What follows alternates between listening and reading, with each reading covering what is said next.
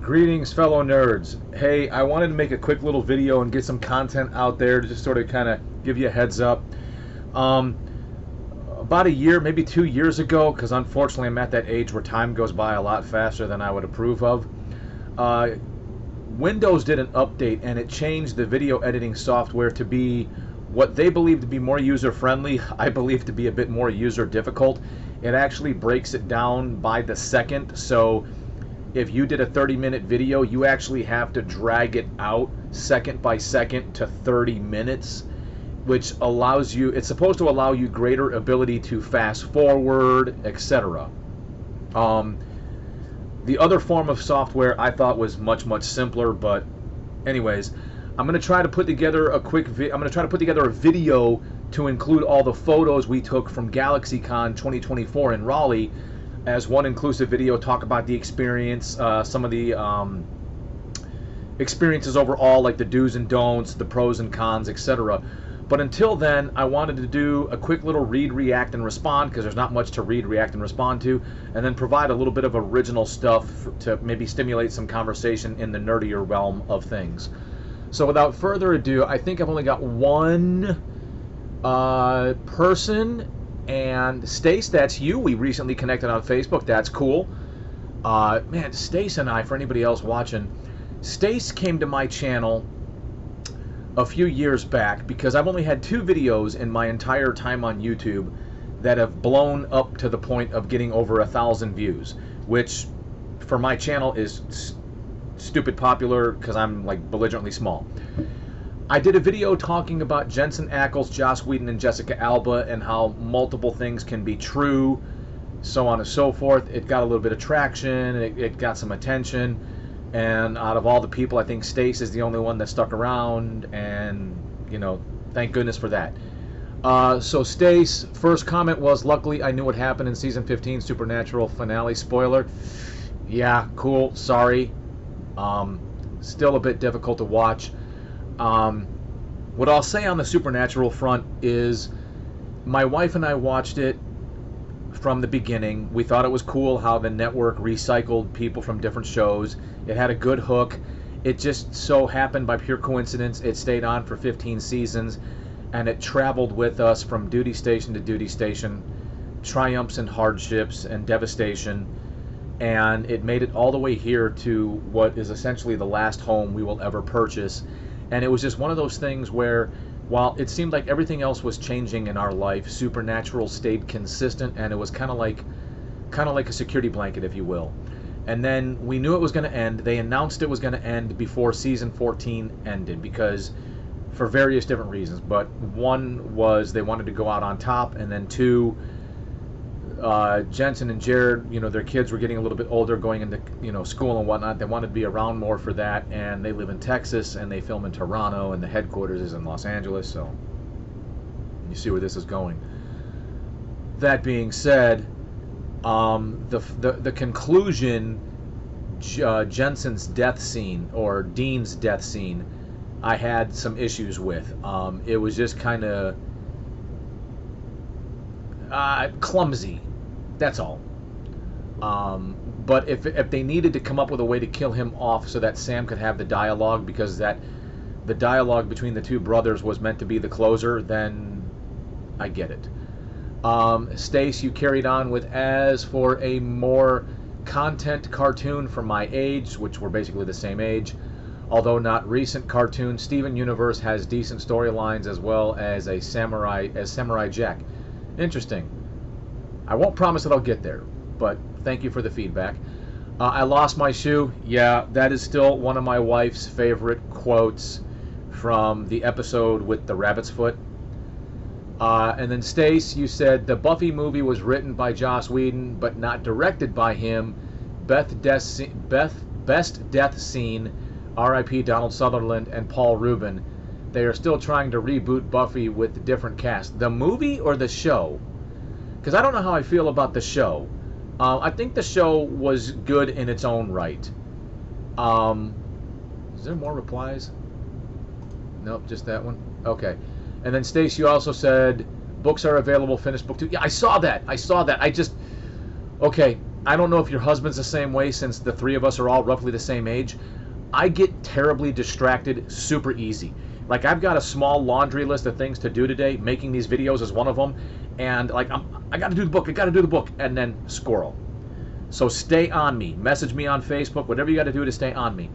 And I told my wife about you. So I kept telling her she's got to friend you on Facebook because she's a horror buff. Oh my God. In which case, there was plenty of horror going on at GalaxyCon, but Raleigh also does a Fright Fest, which is pretty cool. It's not nearly as big as GalaxyCon, but it's cool enough. And if I remember, I've got pictures from that I can post. Then you said, hope I'm okay. Where did I go? So I've been busy. It seems like my world's kind of blown up a little bit. So July 24th was my son Logan's birthday. It would have been his 17th birthday. He passed away over 9 years ago. This year would have been his 17th birthday, and quite literally, for whatever reason, coincidence or whatnot, the con always seems to get closer to his birthday.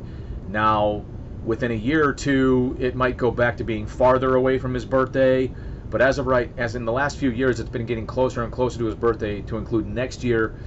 Day one of GalaxyCon will actually start on his birthday, and we always take time off as a family.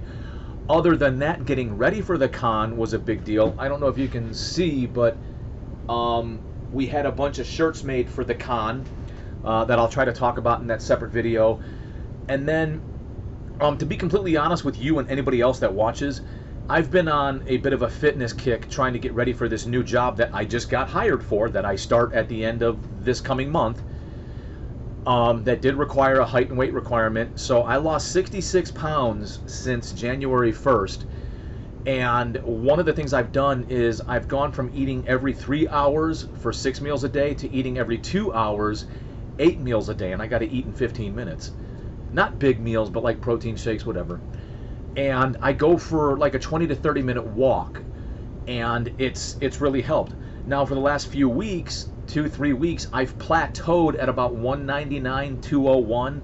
So 199 being my lowest makes me 66 pounds lighter. At 200, I'm 65 pounds lighter. At 201, I'm 64 pounds lighter. But I've been hovering within this 3-pound range for almost 3 weeks now. I'm not horribly upset. I think I look as good, if not better, than I did on active duty. But you know, it's kind of like an addiction. So, you know, like in the next 15 minutes, I got to go try to eat and then go for another walk, if for no other reason than to try to look better naked for a wife that's much prettier than I deserve.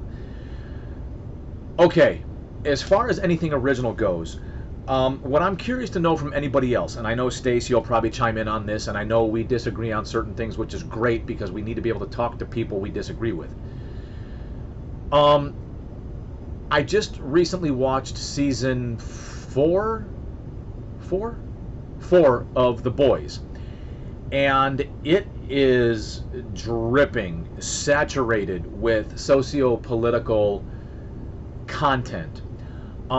Clearly, as in almost all cases, most content is very left-leaning. I don't want to use the word wing, because I think that the use of the word wing is supposed to imply a sense of extremism, where there's the middle, then there's the left and the right, and then there's the extremes of the left and the right, which is where the term wing comes into play. I don't want to use the word wing, but clearly the socio-political content is very, very left of center. Where clearly the people that they're trying to portray right of center, they portray in the most negative possible way, which tragically I think that's where Hollywood's at. I think that's where all media's at. I think that's where people that partake in that realm are at for reasons I don't know. Unfortunately, I think within the extremes of the right of center, you do have some extremely religious fanatics that attribute and equivocate and basically make everything religious, which is again why I can't be a part of the Republican Party. But the reason I bring all of this up is, in spite of my socio-political views on various subjects, When I tune in, I'm trying to tune out. When I'm becoming a nerd, I'm trying to tune out from that world. And one of the things I had tremendous difficulty with watching season 4 of The Boys is it was trying to bring that world back in. I was like, can you just entertain me? Now, I did find it entertaining. For the most part, I found it entertaining, but it was definitely, if you're in that mindset, you could definitely easily label it as totally woke, excessively woke. You could probably go that route. But I still found it equally entertaining. And I'm not familiar with the graphic novels and or the comic book line, so I don't know if the comics themselves are saturated with socio-political content. My limited knowledge on the subject is that it's supposed to be a bit of a satirical look at what if the DC and Marvel superheroes were basically like regular people with flaws, and human characteristics. So what if Superman, was actually really, really tired of just being so super all the time and like cracked and, was internally damaged and whatnot and so on and so forth.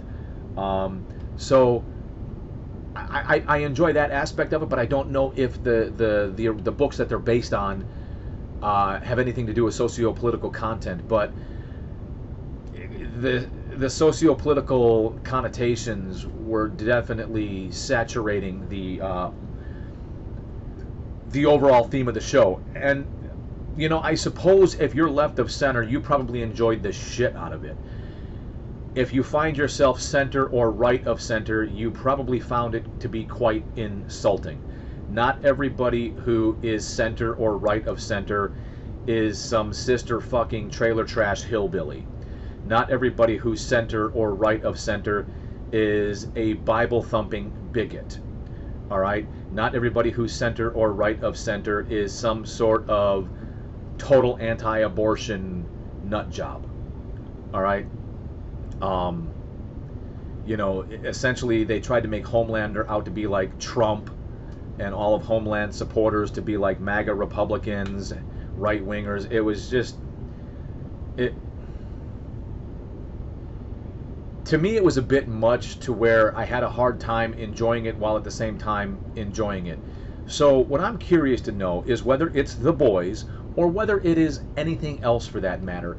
If you find yourself in a position where you're just trying to tune out, you get enough of it from other sources, you get enough of it from anywhere else in the world, that when you're tuning into something like that, all you really want to do is tune out and get immersed in some sort of fantasy, some sort of good story that doesn't bring you back to the real world in any way, shape, or form. And I'm curious to hear from you. When it's time to nerd out, when it's time to get your geek on, when it's time to be a dork, do you want it to be surreal or do you want it to be, total fiction? Do you want to completely tune out the real world and just kind of immerse yourself in a story that, whether it's plausible or not, doesn't try to bring too much of the real world back into your living room? And I'm curious, because I know for me, when I nerd out, when I dork out, when I want to evolve myself in a story, stuff like Open Range with oh come on, Josh Brolin and whatnot, I love it. It's independent. It's got nothing to do with politics. It's just a story. All right. If you want to overthink the politics of the Native Americans or indigenous or however you want to phrase that, fine. I don't get that message. I think it's one of those things you can't overlook. I think it's one of those things you can't ignore, that anybody, right, left, center, can agree with. So I think it's pure entertainment. It's pure good storytelling. So I'm curious. I'm curious if you find the same thing, if you find the same issues. So I did it. I made it under 15 minutes. Awesome. So let me get this posted, and then I will do my level best to try to get the photos and get a video made and posted on this channel, my experiences from GalaxyCon. Until then, stay nerdy, everybody. We'll talk to you later.